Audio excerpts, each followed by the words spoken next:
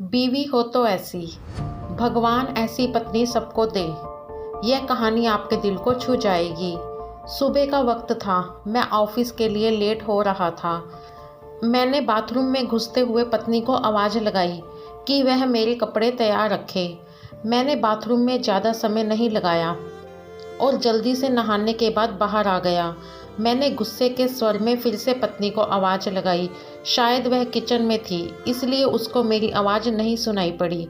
इस बार मैंने गुस्से के साथ और तेज़ आवाज़ लगाई, लेकिन किचन से बड़ा प्यारा सा रिप्लाई आया, आई। तभी पत्नी कमरे में आ जाती है और वह सीधे अलमारी की तरफ बढ़ जाती है। मेरे मन में सवाल आया कि क्या उसने मेरी आवाज़ को सुना था या फिर सुनकर अनसुना कर दिया था। फिलहाल जो कुछ भी हो, वह मेरी तरफ देखते हुए कपड़े बिस्तर पर रख देती है और वहाँ से जाने को होती है। अचानक से वह वापस आती है और मुझसे बोली, अगर मैं तुम्हें किसी के साथ डिनर व फिल्म देखने के लिए बाहर जाने को कहूँ तो तुम क्या कहोगे? उसके पूछने का अंदाज थोड़ा अलग था। मैं समझ नहीं पा रहा था कि आखिर वह किसकी बात कर रही है और क्यों। मैं बोला, मैं समझूंगा कि अब तुम मुझसे प्यार नहीं करती। शायद उसने गुस्से अथवा प्यार में मेरी तरफ देखा, फिर अगले ही पल अपने होठों पर हल्की सी आती हुई मुस्कान को दबाते हुए बोली, मैं आपसे प्यार करती हूँ, लेकिन यह औरत भी आपसे बेपनाह प्यार करती है, शायद मुझसे भी ज़्यादा, और आपके साथ कुछ समय बिताना चाहती है। मुझे पत्नी के मुंह से उस सवाल की उम्मीद नहीं थी। मेरे मन में एक सेकंड में हजारों सवाल ऊपर नीचे होने लगे। आखिर किस औरत की बात कर रही है और किससे मिलवाना चाहती है? ऐसे हजारों सवालों के साथ मेरा मन मुझे घेर रहा था। आखिर मैंने पूछ ही लिया कि किसकी बात कर रही हो? पत्नी ने बिना कुछ बोले एक तस्वीर की तरफ इशारा कर दिया। वह तस्वीर मेरी माँ की थी, जो मुझसे दूर रहती थी, जिनसे कई महीनों से मैं मिल नहीं पाया था। शायद काम की वजह से मैंने उन्हें फ़ोन भी नहीं किया। मैं अपने काम में बिज़ी होने के कारण उन्हें समय भी नहीं दे पा रहा था। मैंने पत्नी की तरफ देखा। पत्नी ने हंसते हुए मेरा मोबाइल मुझे थमा दिया। मैंने माँ को फ़ोन किया और उनसे रात पर खाने और साथ में फ़िल्म देखने के लिए कहा। माँ मेरी आवाज़ सुनकर खामोश हो गई। तुम ठीक तो हो ना? तुम दोनों के बीच कोई परेशानी तो नहीं? माँ ने पूछा। उनके लिए मेरा एकाएक इस तरह फ़ोन करना शायद किसी परेशानी का संकेत था। नहीं, कोई परेशानी नहीं, बस मैंने सोचा था कि आपके साथ बाहर जाना एक सुखद एहसास होगा। मैंने जवाब दिया और कहा, बस हम दोनों ही चलेंगे। उन्होंने इस बारे में एक पल के लिए सोचा और फिर कहा, ठीक है। शुक्रवार की शाम को जब मैं उनके घर पहुंचा तो वह मेरा इंतज़ार कर रही थी। मुझे देखकर उनका चेहरा खुशी से चमक उठा, जैसे वर्षों से खोई हुई दौलत उन्हें मिल गई हो। मैंने माँ के पैर छुए और उन्हें गाड़ी की तरफ ले जाने लगा। कार में माँ ने बताया कि उन्होंने अपनी एक दोस्त को बेटे के साथ खाने के लिए बाहर जाने की बात बताई है। वह काफ़ी हैरान थी।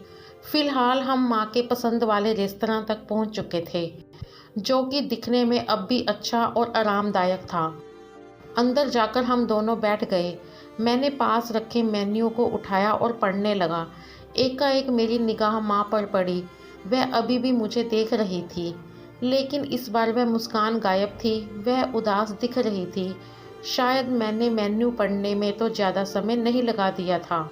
मैंने मेन्यू को साइड पर रख दिया। मैंने माँ से खाने के लिए पूछा। उन्होंने मेन्यू की तरफ इशारा करके मुझसे कहा, तुझे याद है जब तू छोटा था और हमारे साथ बाहर खाना खाने आता था, मैं भी तेरे लिए इसी तरह मेन्यू गौर से देखती और तेरे लिए अच्छा सा खाना ऑर्डर करती थी, जो तुझको भी पसंद था। लेकिन अब वक्त बदल गया है, महंगाई भी बहुत हो गई है, तू शायद मेन्यू में कुछ नया देख रहा है। माँ का जवाब सुनकर मेरी आंखों में आंसू निकलने लगे थे, लेकिन मैंने खुद को संभाला और कहा, माँ, इस बार मैं आपके लिए मेन्यू पढ़ना चाहता हूँ। इसके बाद मैंने एक बढ़िया सी डिश माँ के लिए ऑर्डर की। खाने के समय माँ ने मेरे बचपन से लेकर अब तक के कई किस्से सुनाए। मुझे ऐसा लग रहा था मानो मैं बचपन में वापस आ गया हूँ। मुझे उस समय इतनी खुशी हो रही थी, मानो सारी कायनात इसके आगे फीकी हो। बातों ही बातों में समय का पता ही नहीं चला। मैं माँ के साथ थोड़ा और वक्त बिताना चाहता था, लेकिन अंधेरा हो चुका था और माँ को उनके घर छोड़ मुझे वापस अपने घर भी जाना था। इन शब्दों का मतलब बाद में समझ आया, लेकिन फ़िलहाल मैं माँ को लेकर उनके घर पहुँच गया। अब वक्त था माँ से विदाई लेने का। माँ ने एक उम्मीद के साथ मेरी तरफ देखा और कहा कि अगली बार मैं उन्हें बिल का पेमेंट करने दूँ, तो वो मेरे साथ दोबारा डिनर के लिए आना चाहेंगी। मैंने मुस्कुराहट के साथ माँ से कहा, माँ, जब आप चाहो, और बिल पेमेंट कौन करता है, इससे क्या फ़र्क पड़ता है। माँ ने मेरी तरफ देखा और मुस्कुराहट के साथ कहा कि क्या फ़र्क पड़ता है, और अगली बार बिल वो ही पे करेंगी। इसके बाद मैंने माँ से विदाई ली और अपने घर की तरफ चल दिया। घर पहुंचकर देखा तो पत्नी भी मेरा इंतज़ार कर रही थी। उसने पूछा, कैसा रहा आज का दिन? बहुत बढ़िया, जैसा सोचा था उससे कहीं ज़्यादा बढ़िया, मैंने जवाब दिया। इसके कुछ दिनों बाद अचानक मुझे माँ के देहांत की सूचना मिली। उन्हें दिल का दौरा पड़ा था। वह इतना अचानक हुआ कि मैं कुछ समझ नहीं पा रहा था। मैंने माँ के लिए कुछ भी तो नहीं किया था। मैं वापस उनके साथ समय बिताना चाहता था, लेकिन अफ़सोस, अपने व्यस्त समय की वजह से मैं माँ के लिए समय नहीं निकाल पाया। लेकिन अब पछताए होता क्या, जब माँ थी तब समय नहीं, और अब जब माँ नहीं तो पछतावा और अफ़सोस। माँ की मौत के बाद मुझे एक लिफाफा मिला। उस लिफाफे में उसी रेस्तरां की एडवांस पेमेंट की रसीद के साथ माँ का एक खत था, जिसमें माँ ने लिखा था, मेरे बेटे, मुझे पता नहीं कि मैं तुम्हारे साथ दोबारा डिनर पर जा पाऊंगी या नहीं, इसलिए मैंने 2 लोगों के खाने के अनुमानित बिल का एडवांस पेमेंट कर दिया है। अगर मैं नहीं जा पाऊँ तो तुम अपनी पत्नी के साथ भोजन करने ज़रूर जाना। उस रात तुमने कहा था ना कि क्या फ़र्क पड़ता है, मुझ जैसी अकेले रहने वाली बूढ़ी औरत को फ़र्क पड़ता है। तुम नहीं जानते, उस रात तुम्हारे साथ बीता हर पल मेरे जीवन के सबसे बेहतरीन समय में से एक था। भगवान तुम्हें सदा खुश रखे। तुम्हारी माँ। इंसान को दुख अपनों के खोने के बाद होता है।